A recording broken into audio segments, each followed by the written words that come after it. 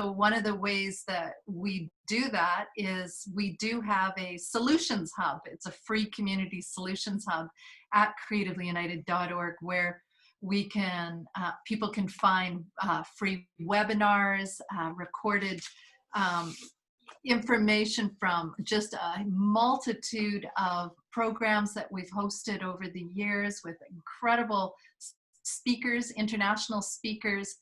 We've got resources. It's a very positive and inspiring site, because we also have a pair up directory for our community, which is growing all the time as we connect with communities like this. And it's a pair up directory with over 176 nonprofits and organizations from A to Z who are trying to make a difference. So regardless where you live, we feel that this is an opportunity for us all to keep connecting and finding each other.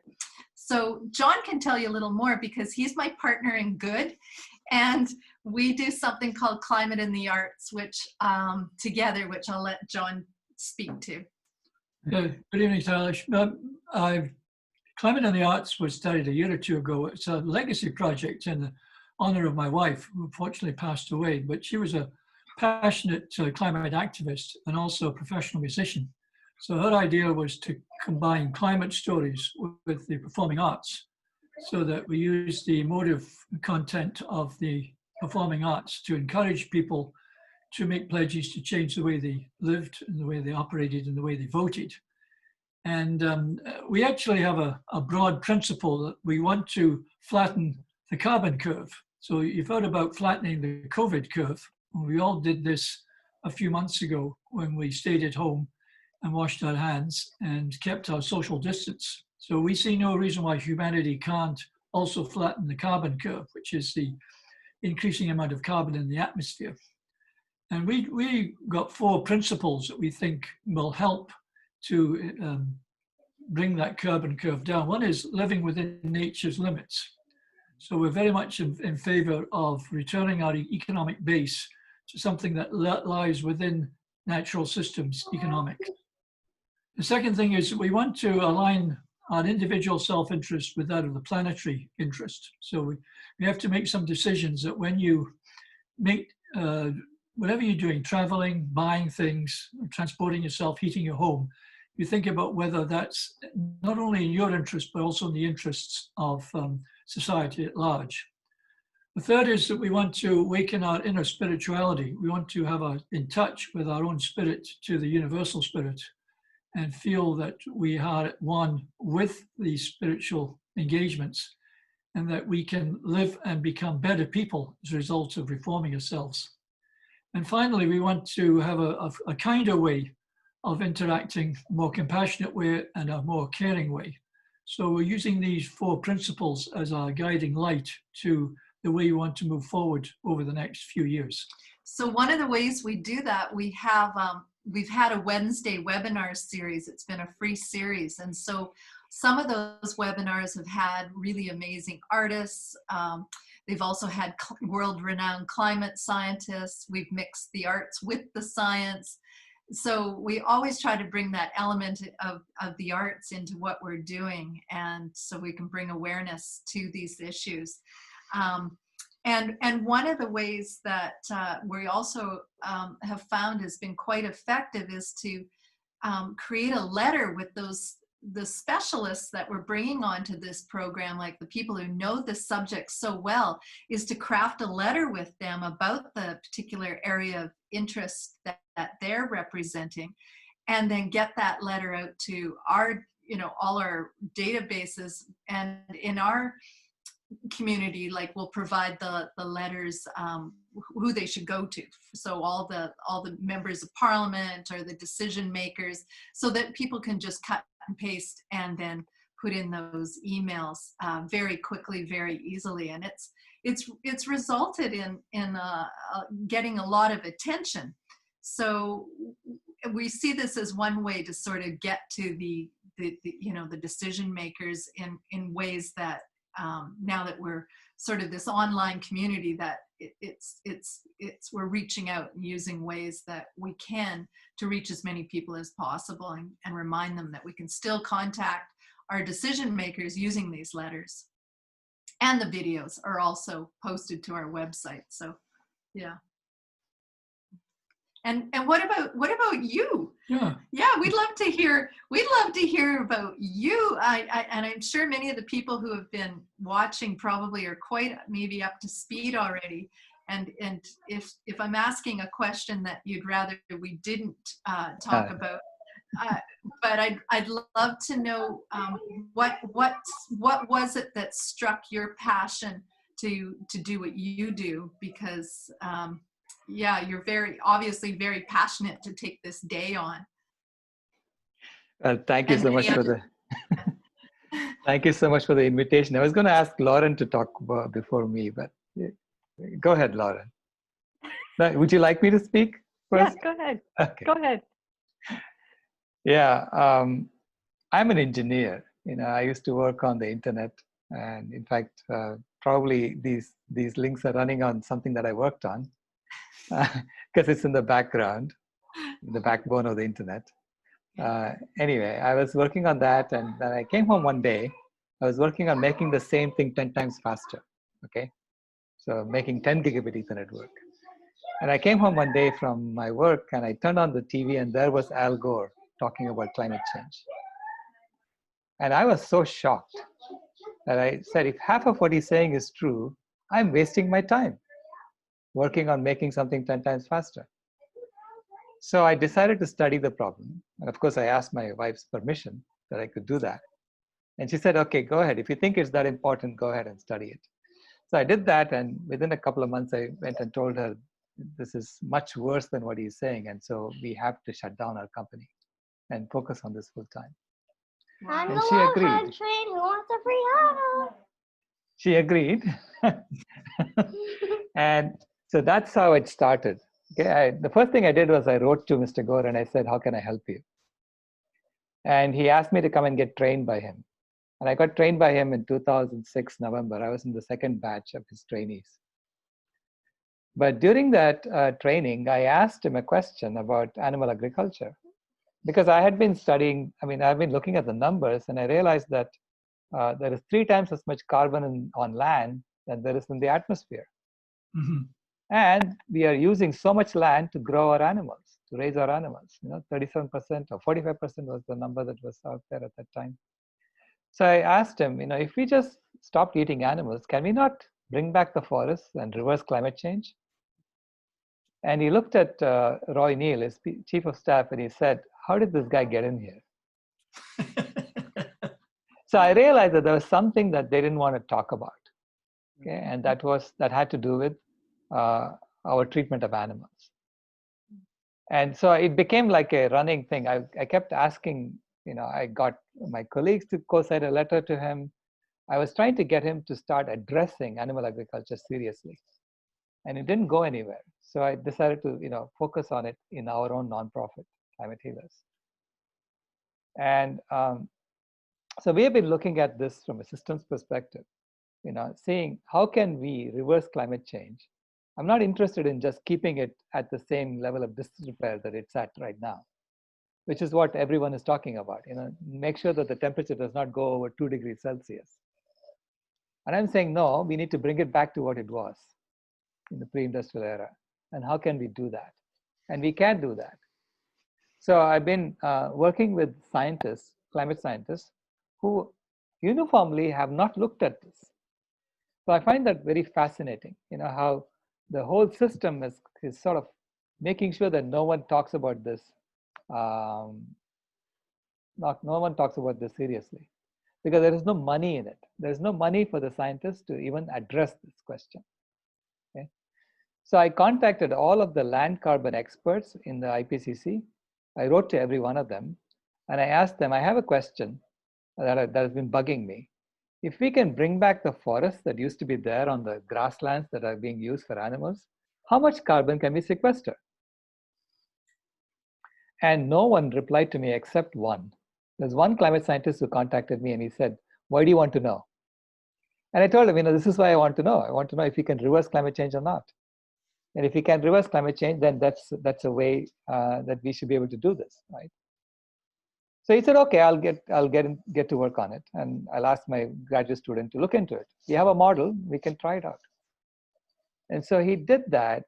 His graduate student worked on that, and then a month later he contacted me and he said, I'm so shocked by the numbers that are coming from him that I have to look into it myself. So he then called me back a week later and he said, yeah, he's right. If we just bring back the original forest, the native forest that used to be there on that grassland before we cut it down, we can actually sequester more carbon than we have added to the atmosphere since 1750. So we made that presentation to the American Geophysical Union's fall meeting in 2015. And a lot of climate scientists came to me and they said, yeah, if Atul Jain says this is true, we have to believe it because he's the expert on land carbon. But this will never happen. This will never happen because the world will never go vegan. And I said, why don't we at least tell them first that if you go vegan, we can reverse it and let them decide, right? Who are we to make a decision for all the people? Saying, oh, you'll never go vegan, and therefore we won't tell you that if you go vegan, you can reverse climate change. So it turns out that this is the framing that they're doing at the top level. So when you look at it more deeper, you discover that I discovered that we are still in the same colonial system that we told was over. I think that all it takes is faith, trust, and heart. Awesome. So she completed my sentence, my entire spiel for you. Thank you very much.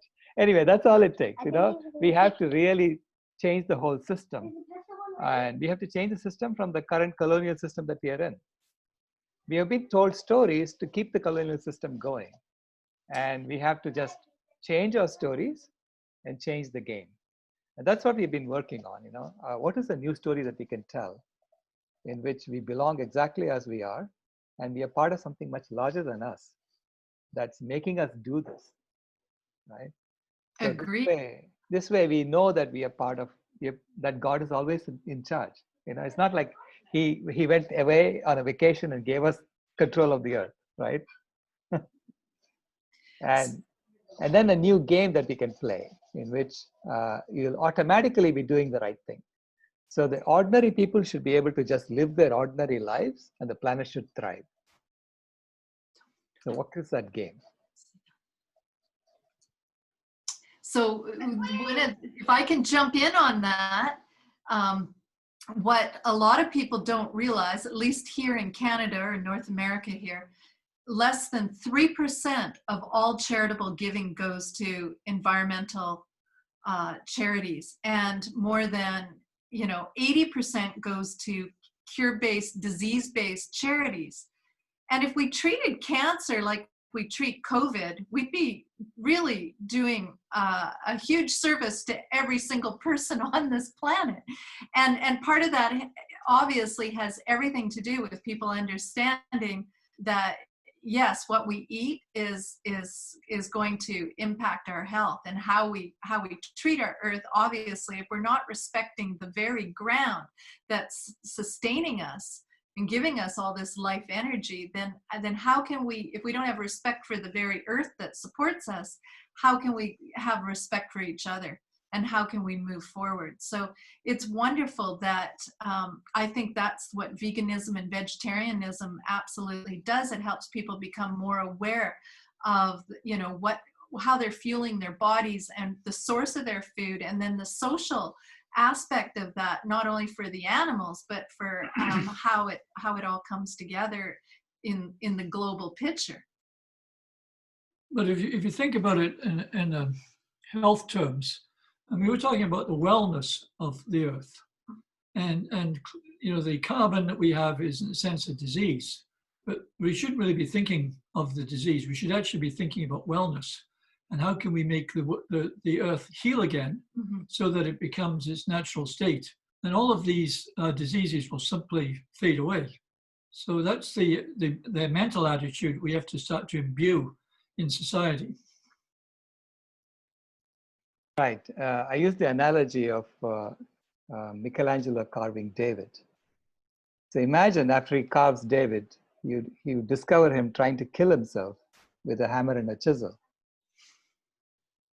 And you stop him and you say, why are you trying to kill yourself? And he says, look at the mess I've made on the floor with the pieces of marble. How am I going to clean that up with a hammer and a chisel? Wouldn't you then say, hey, you need a different set of tools, and then we can clean up the mess you have made and we can all enjoy the David that you have created? Mm-hmm. That's exactly what the animals are trying to tell us with this COVID-19. They're telling us, you can clean up, and once you change your tools and your game, we can clean up the mess we have created, and we can all enjoy the David that has come about. And the David that has come about is really homeostasis for planet Earth. The Earth will never ever have to go back to another ice age as long as human beings are around. That's what we have accomplished. So we accomplished that in the current interglacial period using the help of the animals. The animals donated their bodies for this. They sacrificed their bodies for this. So it's about time we acknowledge that and we say, okay, we don't have to kill you anymore. We don't have to hurt you anymore. And we can now clean up and enjoy this ice age free planet that we have created. Yeah? So that's the new story that we are telling. And then we have created a new game around this new story. So with that, I'm going to ask Lauren to tell us a bit about her work. Thank you so much. And I was a late comer to the conversation tonight, so thank you all for allowing me to join. My name is Lauren. I serve as the Climate Action Coordinator for the United Religions Initiative. I'm trained as an interfaith minister, and my chaplain care has happened in places like healthcare organizations, but also some academic settings and sustainability firms where we were working with multinational corporations around the idea of sustainability. And putting that in quotes because it's such a moving target, right? We all know that. And the corporations are really on the hook for making some pretty incredible changes. So may they hear our prayers this week at World Unity Week. I am really inspired by what everyone is saying and the work of Creatively United and the vegan movement are speaking very directly to things that are also happening within the United Religions Initiative. In case some people aren't familiar, URI is an international grassroots organization where around the world there are groups of people called cooperation circles, and they come together across indigenous beliefs or faith traditions to create change in their areas, in the geographic areas. And right now, we are using the approach of drawdown to look for different solutions around the globe to reduce greenhouse gas emissions.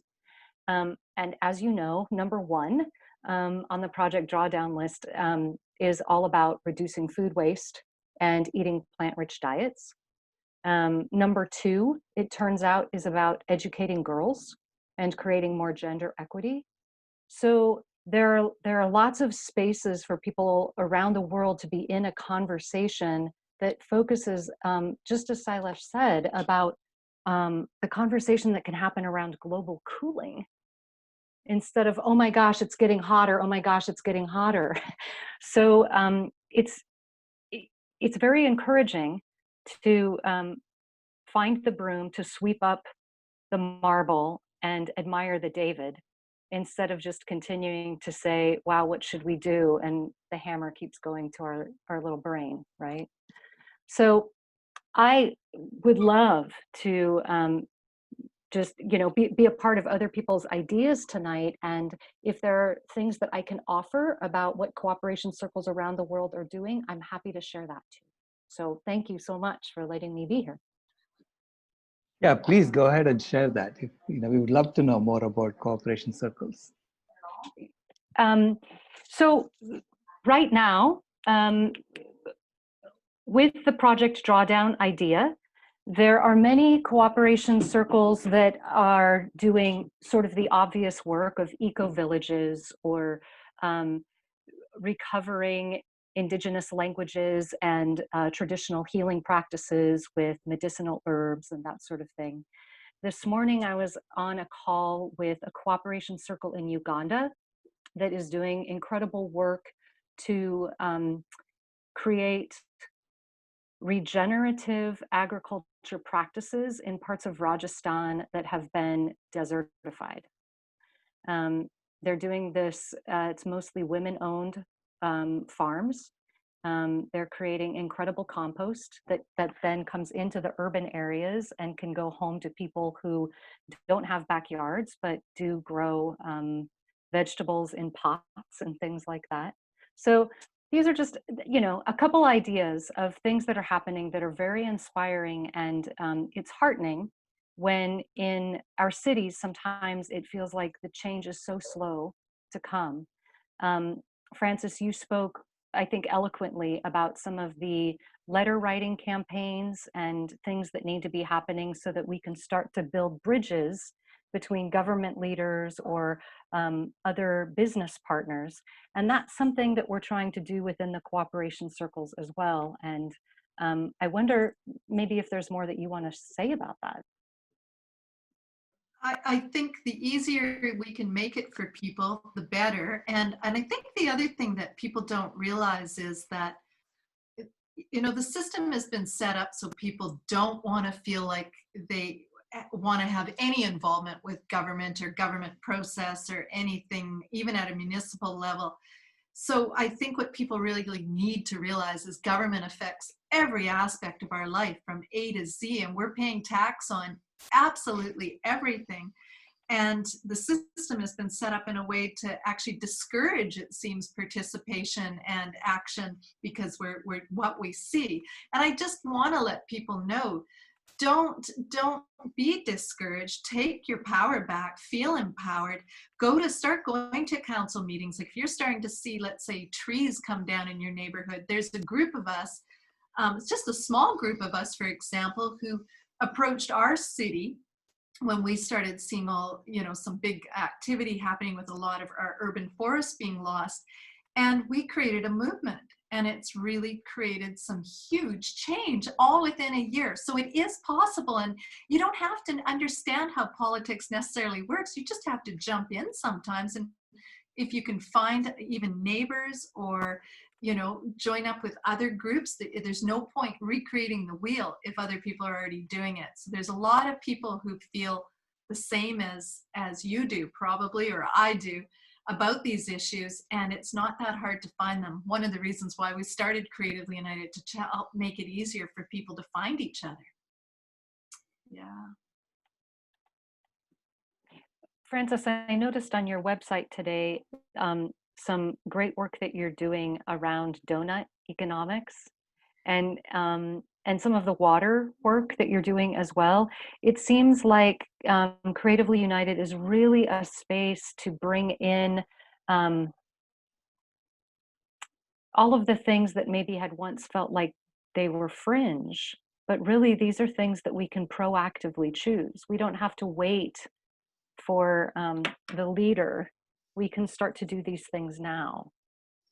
Thank you. That's a very good point, Lauren. That's exactly it. Trying to empower people with the understanding that these issues aren't somewhere out there. They're impacting all of us. And here's the resources, here's the information, here's the people that are, you need to be connecting with so that we can move things forward. And John's been very instrumental in this. He's a former Deputy Minister of the Environment, which he doesn't toot his own horn, but having someone like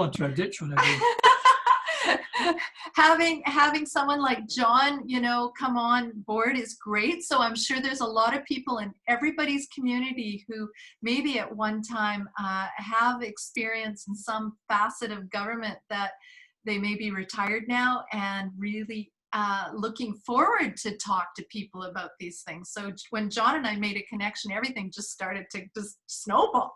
It was great. Well, Lauren, we've been taking advantage of opportunity, because when I first studied climate and the arts, I was thinking about having full-blooded concerts.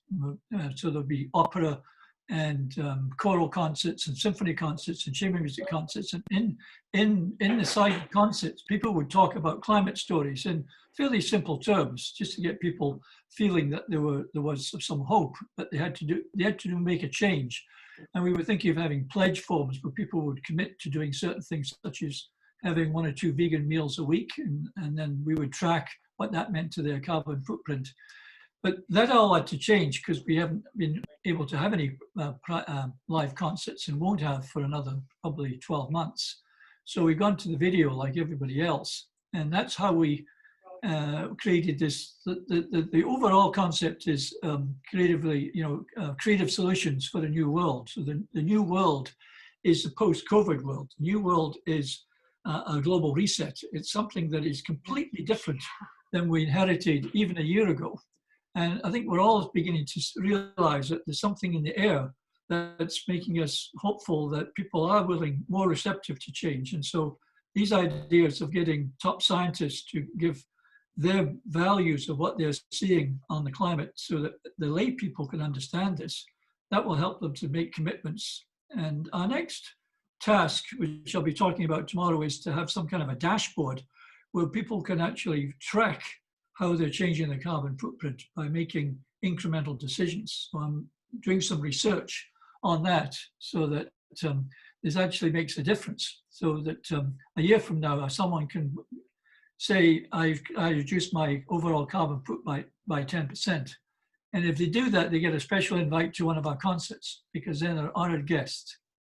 And because of COVID, we're, the numbers, I'm not sure what it is there, but you're allowed maybe 50 people in a concert. So with social distancing. So the people that do get invited are going to be those people who are very special. Like they're going to feel very special because they're only 50 people coming to, let's say, a concert. So we're also looking at ways to videotape those, or videograph those things, so that we can make more out of that as well. So we're always leveraging what we can. And your program tomorrow, do you want to talk about that? Do we have a moment for him to just tell you about his program tomorrow?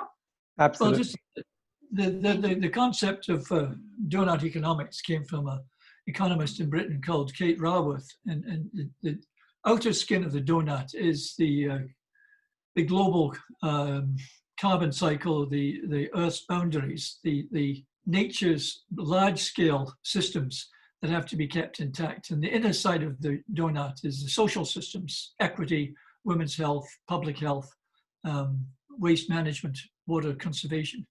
And the donut means that you have to balance that. So you have to be safe in the sense that you're not exceeding Earth's limits, but you have to be just in the sense that people all have an equal opportunity to move ahead.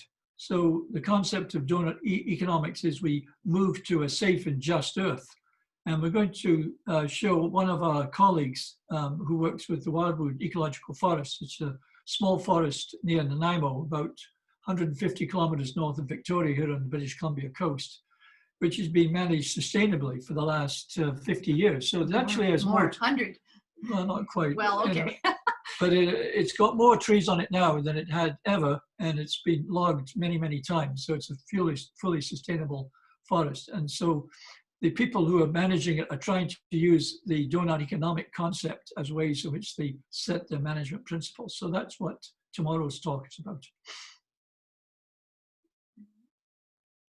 So Lauren, where are you living? Where are you? I live in the San Francisco Bay Area of California, USA. Okay. Brilliant. Nice. And then John, you're doing a program on Thursday. John has a number of panelists on World Unity Week on Thursday and Friday. Did you want to talk about those people? They say this is the joy of working with someone who has a lot of colleagues, especially influential colleagues, regardless whether they're retired or not. And I'm just We so never get retired. We don't never retire. get retired. But Yeah. you know, putting this expertise to good use is really amazing. I mean, to bring these people into the limelight the way you are and actively engage them is just been brilliant. So just maybe say a little more about who you've got coming up. Okay, well, I've got two sessions. One is on Thursday afternoon, and I think it's on 1 o'clock Pacific time, which is 4 o'clock Eastern time. And it's to do with the central coast of British Columbia. So if you, But it could be anywhere. it Right? could be anywhere, but you have to think of it is that it's an area of temperate rainforest that by and large was untouched, but not completely untouched. And in 2000, the logging started from the south and was beginning to move into this, probably the last large intact temperate rainforest in North America, and one of two in the world, the others being in Russia. So we were in an unsustainable situation in 2000. You know, it was logging and fishing that were not sustainable, and all of the people who live on the coast are indigenous communities. There's very few non-indigenous communities, and they got none of the resource rents from that logging. They were simply bypassed.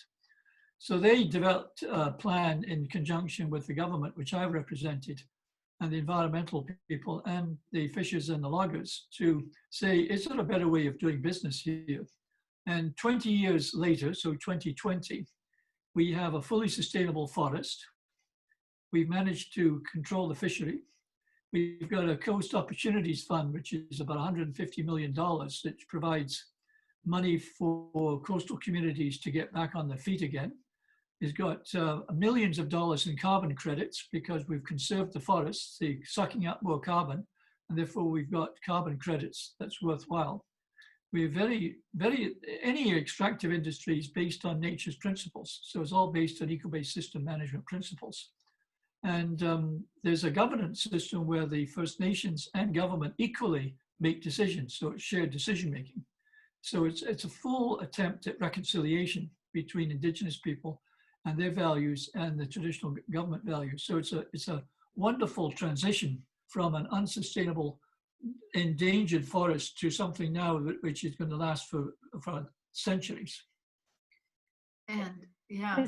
This is amazing, John. And I'm wondering if we could just pause here for a moment and say, what my question would be, what role did the lay people play in helping to bring this change around, or did they play a role in helping this transformation? They did. I was trying to give you the deputy minister's pitch, so I was keeping it short. But if you start to drill down, yeah, we had what you would call a cooperation circle. Okay.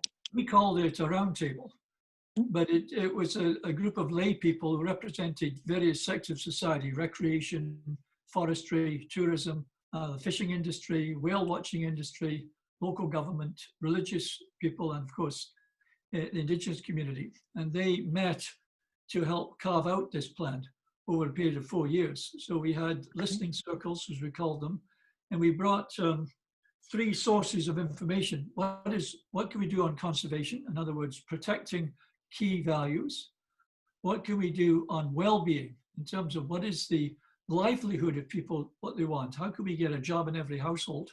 And the third one was, how can we make a working landscape sustainable so that we can actually work it at the same stage, just like the wildwood forest, maintain it forever so that we replicate nature's values on the forest. So these were the 3 principles that are embedded in eco-based system management. And that's what a lot of work went into that. I'll tell you, it took all of 4 years.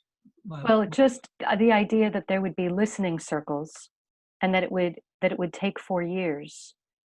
This is something that the Western mind doesn't sit with very patiently, right? So there's so much to be learned in how we come together and listen, not just panic and say that the sky is falling, but really kind of think about the layers of that donut. And I love this example. It does sound like the work that cooperation circles are doing or need to be doing in order to affect the kind of change that affects all of those levels of the donut.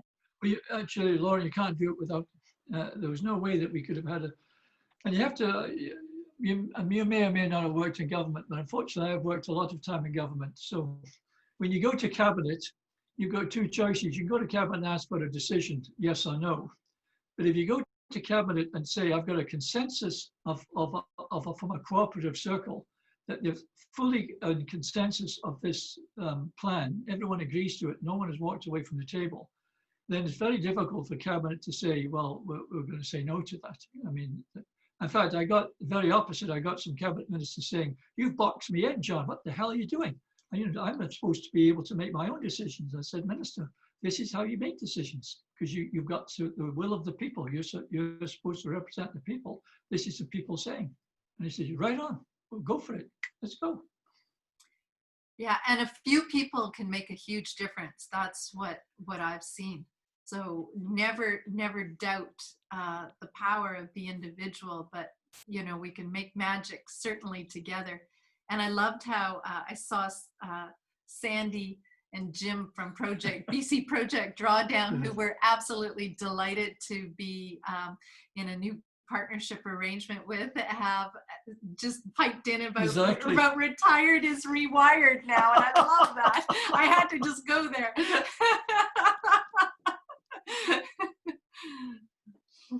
Thanks, Sandy.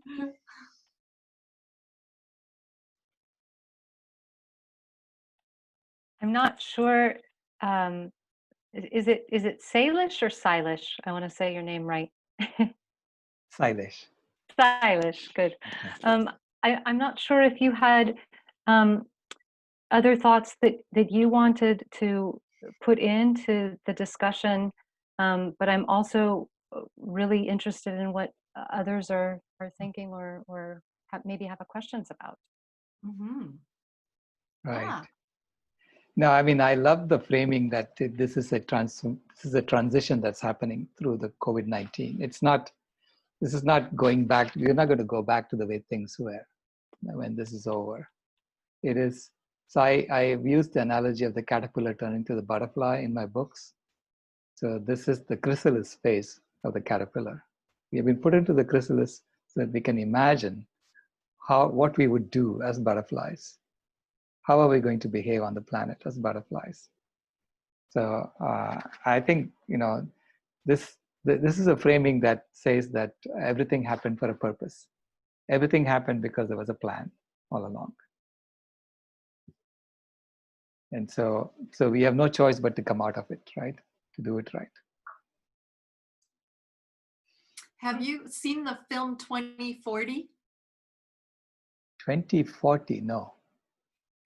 This last weekend, there was an opportunity for people to view the film for free, but I think it's well worth paying for it, $6 otherwise. And it's just a fabulous, you'll love it, Silas. Everyone will love it. It's really uplifting. John, do you want to say a little bit about it? Well, it's a 90-minute film, and it was undertaken by an Australian who's got a 3 or 4-year-old daughter.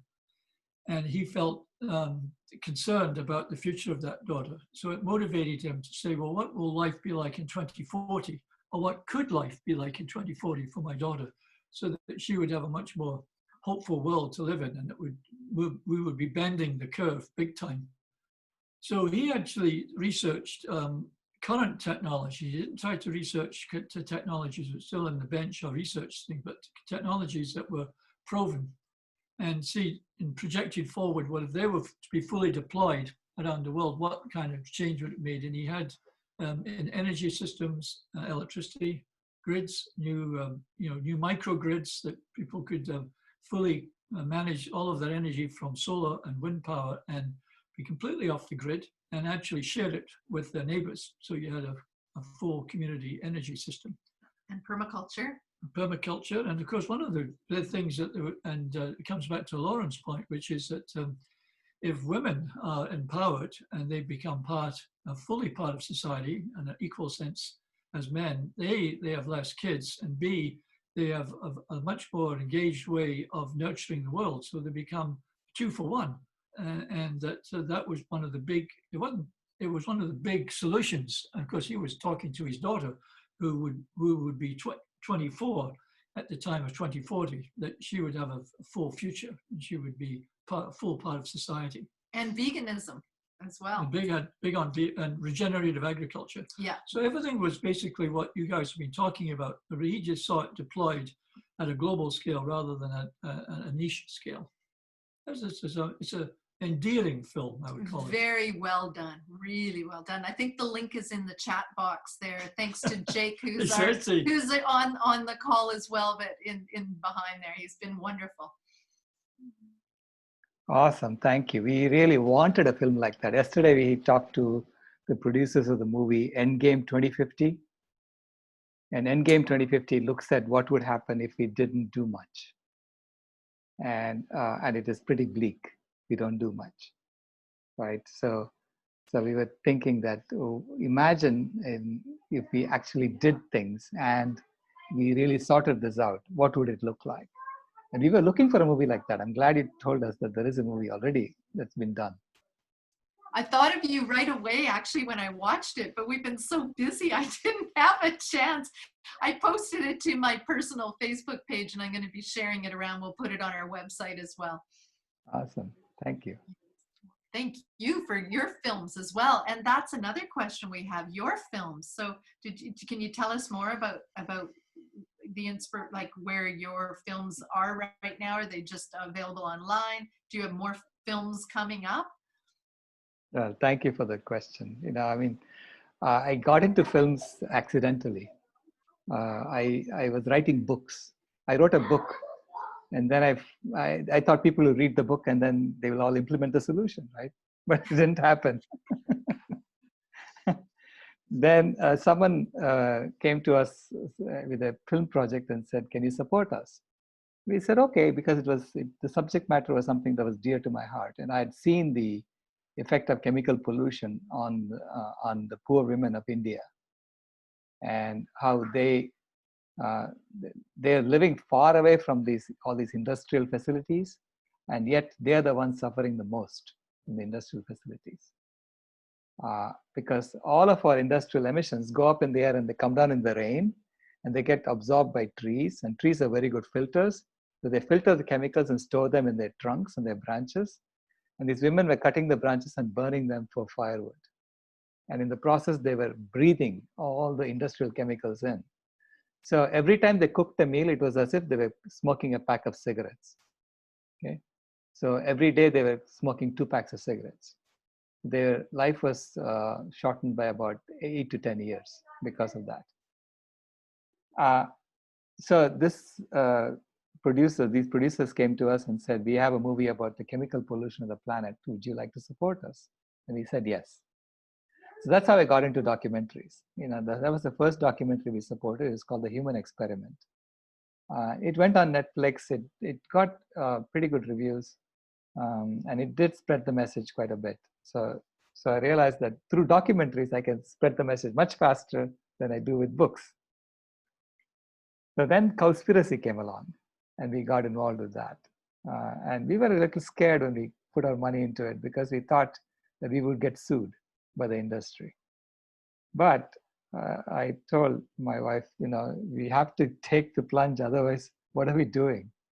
Our children are going to suffer because we didn't take this plunge, make this happen. So we decided to go ahead and do it.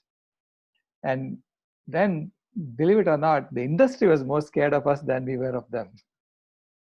So they didn't want to touch it with a 10-foot pole, because they knew that it would blow up in their faces if they did.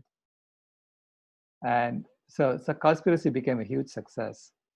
And then we supported What the Health.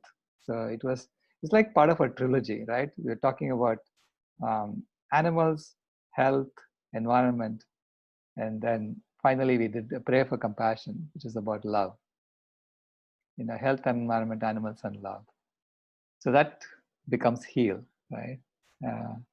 And all of them have been doing well. They did well, and they got people watching it, and it has changed the world quite a bit. So now, we are doing a couple of other documentaries. We're doing a documentary on pandemics. and the root cause of pandemics. It is by the producer of Cowspiracy and the producer of 73 Cows. So they teamed up together. And then we are doing a documentary on dairy production and the impact of dairy. And that's focused on India. It's called the Land of Ahimsa because dairy is big in India, even though India, 60% of the people are lactose intolerant. But animal agriculture is the foundation of the colonial system that we are in. So it's being promoted in India, even though it is unhealthy for most people in India. And even in the US, a lot of the people of color are lactose intolerant. And yet the USDA requires, every school to have milk being given to the children. And these poor children who are lactose intolerant are basically not doing well in school because of that. So there is a lot of dietary racism built into the system through the promotion of animal foods. And so, I mean, it is so systemic, the racism is built in, colonialism is built in, speciesism is built in. So we really have to change the whole system for us to overcome all of them.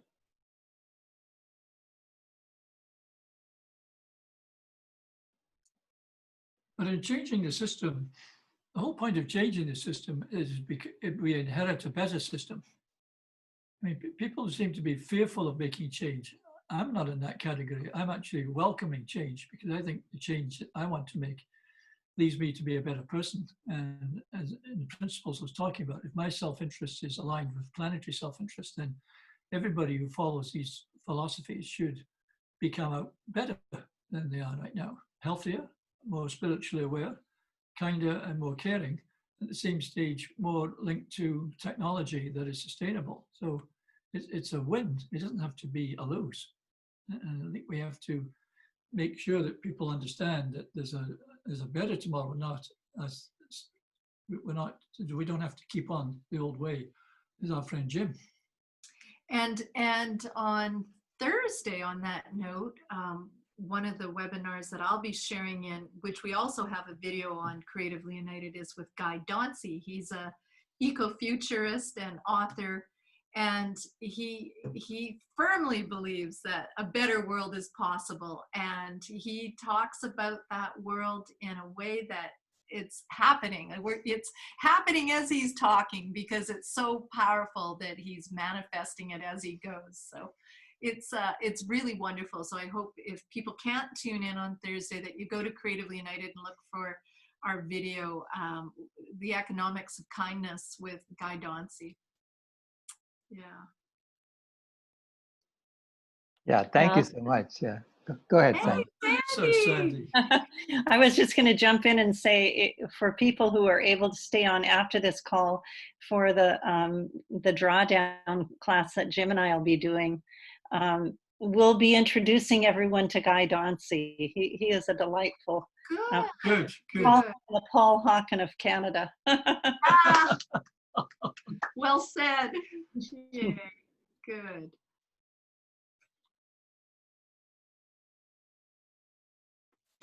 Hi guys, I've been listening from the golf course. Oh, you're funny. That is very true. I thought I got to get me a little bit of outside and some exercise, and looks like I timed it out pretty good. So are you wrapping it up and handing it over to Sandy? Is it time? Yes, I suppose it's up to Salish. Yeah, we have 10 minutes and then we'll hand over to, I think Jamin has to hand over because I gave him the host responsibilities. Yes. Yeah, shall I hand it over to you, Sandy? You know, I feel like we'd be so happy to let this continue for another 10 minutes and then we'll start right at 8 o'clock our time. Right.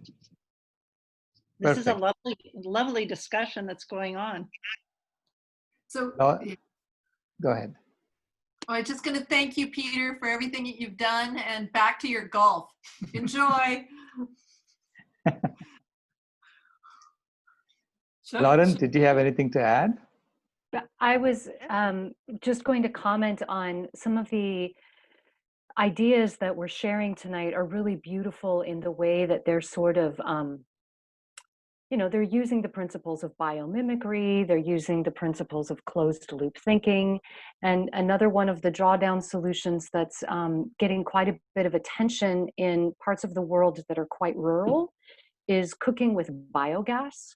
Now, there are huge industrial versions of cooking with biogas as well, but there are cooperation circles right now who are just getting turned on to this idea that their food scraps and compost could actually go into a methane digester and start to be fuel that they can use for cooking so that they're not hurting their lungs, they're not damaging their eyes, they're using the food scraps that would have otherwise, gone elsewhere, and they're not cutting down trees. They're not using firewood. And so because some cooperation circles are quite proficient at cooking with biogas and others are in areas where this is a new idea, we are now creating a learning exchange where they're able to create kind of toolkits and manuals, or they do a Zoom call like we're doing now. There are teaching videos so that it's sort of each one teach one. And I suspect that there are lots of other things that if we kept talking tonight, we would stumble upon that could be applicable in the developing world too, to help people who say, well, that's a kind of a cool idea, but it's kind of overwhelming. I don't know how to get started. And through cooperation, we can give people the nudge, and we can do this together. On YouTube, there are loads of vids on really good videos on how to make a biogas digester. Because there's an indoor one, and I was going to make it, but I wanted somebody with me while I was making it, because just somebody to check you think I've done it and all this. It's so straightforward that even I feel that I could do it. The other thing I was thinking of, are you doing much about toilets and sanitation toilets?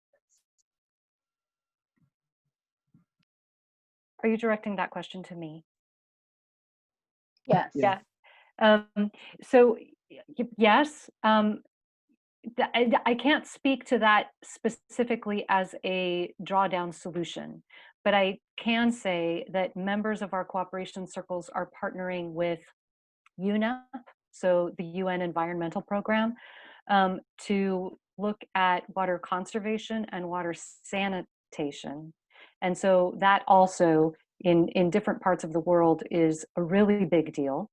And one of our most inspiring cooperation circles is Eco Peace. They're doing a lot of work to protect and restore the Jordan River. And then another one of our cooperation circles is the WASH Alliance. They're doing fantastic work in India that is all around composting toilets, new sanitation systems, but also creating water in places that have been previously perpetual drought lands. So really reforesting and bringing a presence of water where there wasn't any previously. So those two cooperation circles are very inspiring. And Eco Peace is, well, I think actually both of those cooperation circles are on the lineup, maybe for tomorrow for World Water Day.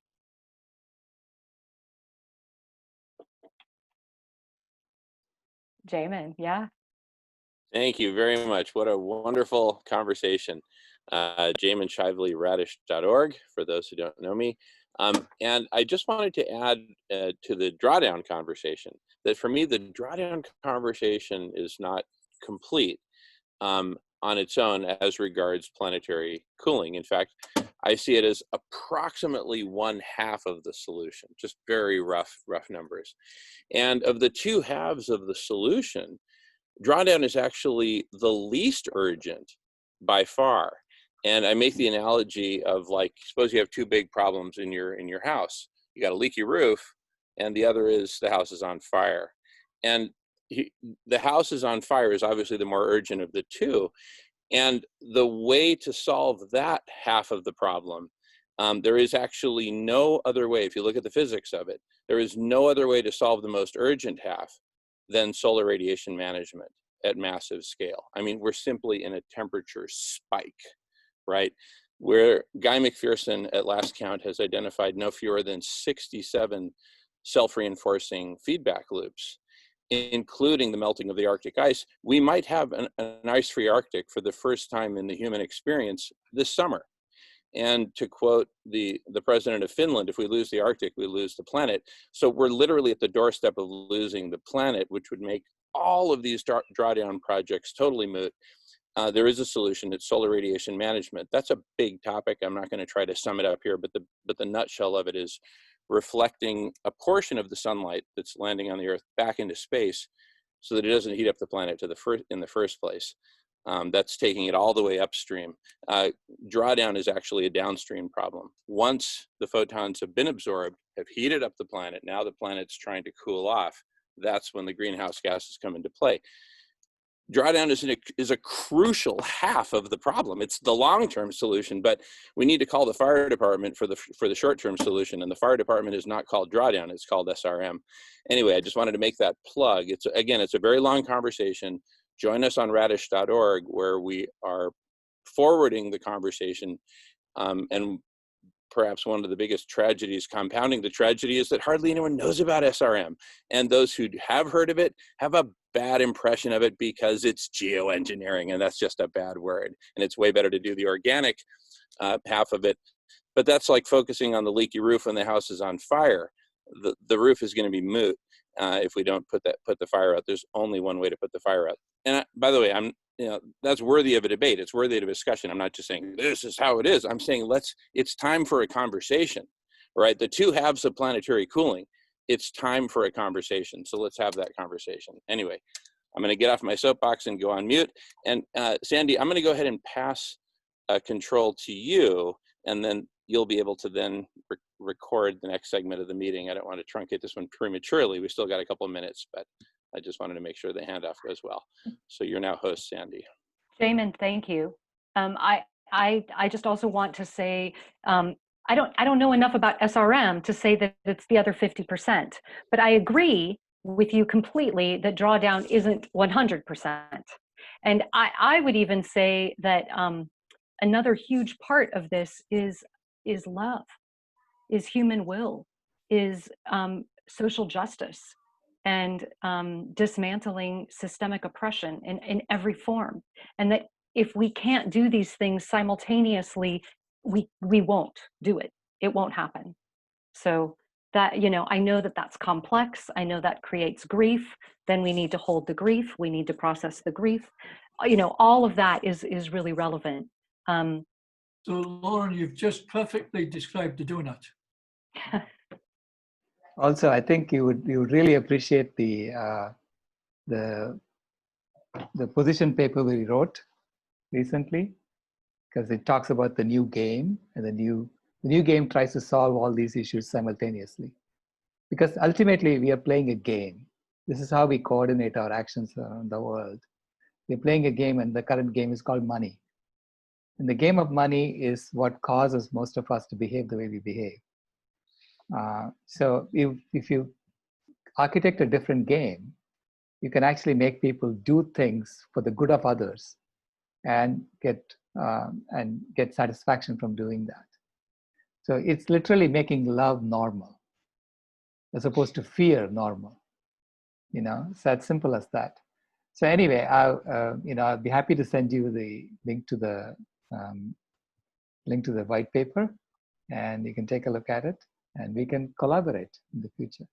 With Love that, to post that for you. Love to post that to creativellyunited.org for you. oh, please. Thank you. Thank Yes. you. Thank you. Thank you for all that you do, to everybody for all that you do. Same here. Thank you. And all that you are. Thank you, Jim. And Sandy, it's yours now. Thank you very much. Thanks, Thank everybody. you very much. I'm going to break for dinner and stop recording over here. So may I leave it up to you guys to record? If you need my help, let me know. But if you can do it, just give me a thumbs up, and then I'll Okay, I should Yeah. be able to do it. I see the button. Yeah, Looks like please. it's recording right now. No, it's Yeah. recording right now, but I'm going to quit also because I have to go eat dinner too. Yes. You can record, when you record, just record on your computer and then you can upload it. Yeah, and record on this computer, okay? Yeah, record on this computer. Then you can upload it to your YouTube channel and send a link. And you can put the link on the on-demand. Okay. Okay? I put all the films and the white papers in the chat. Awesome. The Thank links you. are there. Wonderful. Well, So yeah, the great. chat is really a good resource. I've been copying from the chat. Oh, good. Excellent.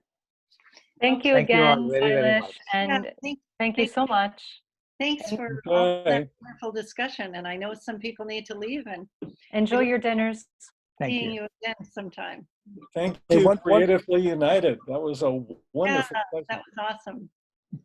One more quick point. If you are going to put your links in the chat, you may as well put them in the on-demand column of the room, of the environmental room. That you're welcome to go over there and post your links in the on-demand column. And Okay. everybody has a chance to see them. So we copy the chat and then post them there? Individual people, if you want to take that on, but I'm inviting individuals to take it to the next level and put it on the on-demand so that everyone has a chance to see it. Okay. That's a lovely idea. Okay. Hey, I think All right. Peter is going to introduce us. Am I right? I sure can. Okay. From the lovely third green at the Pajaro Valley Golf Course in Royal Oaks, California.